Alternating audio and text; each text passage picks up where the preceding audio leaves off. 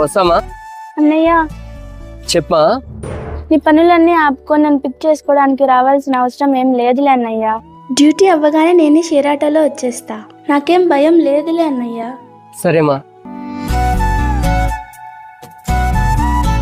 ఏంటి బావా, మీ చెల్లిని పిక్ చేసుకోవడానికి వెళ్ళలేదా? డ్యూటీ అయిపోయి ఉంటుందిగా. తనే వచ్చేస్తానందే.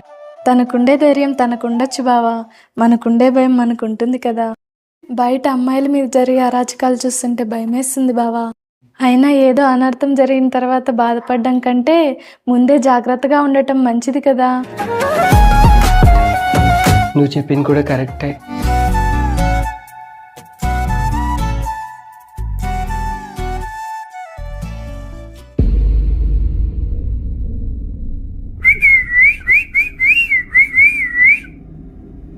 Mama Riza Niza, Mama Riza Niza Niza Niza.